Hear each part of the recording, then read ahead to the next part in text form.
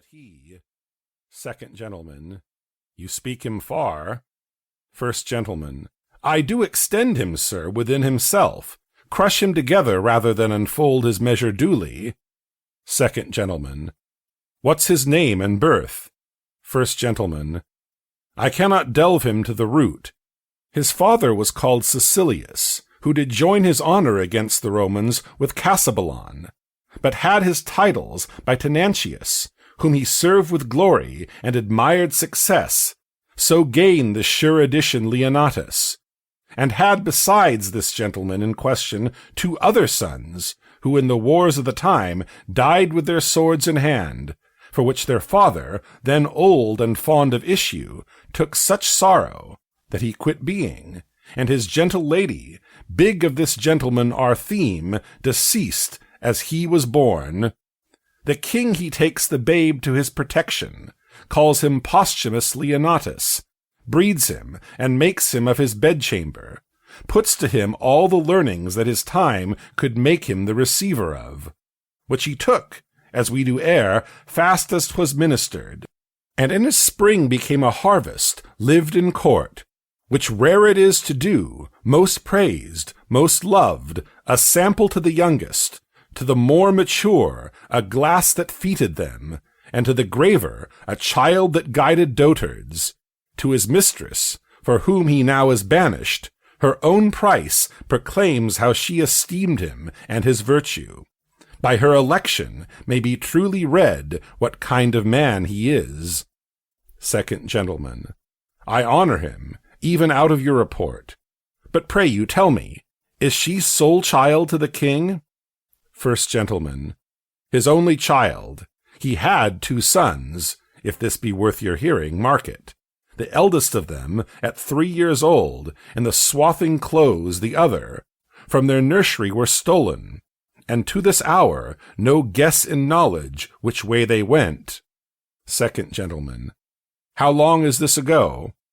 First Gentleman. Some 20 years. Second Gentleman.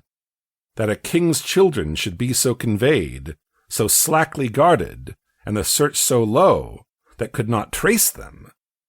First Gentleman. Howsoe'er 'tis strange, or that the negligence may well be laughed at, yet is it true, sir? Second Gentleman. I do well believe you. First Gentleman. We must forbear. Here comes the gentleman, the queen, and princess. Exeunt. Enter the queen, Posthumus Leonatus, and Imogen. Queen. No, be assured you shall not find me, daughter, after the slander of most stepmothers, evil-eyed unto you. You're my prisoner, but your jailer shall deliver you the keys that lock up your restraint. For you, Posthumus, so soon as I can win the offended king, I will be known your advocate. Marry, yet the fire of rage is in him, and 'twere good you leaned into his sentence with what patience your wisdom may inform you. Posthumus Leonatus. Please your highness, I will from hence today. Queen. You know the peril. I'll fetch a turn about the garden, pitying the pangs of barred affections, though the king hath charged you should not speak together. Exit. Imogen. Dissembling courtesy! How fine this tyrant can tickle where she wounds!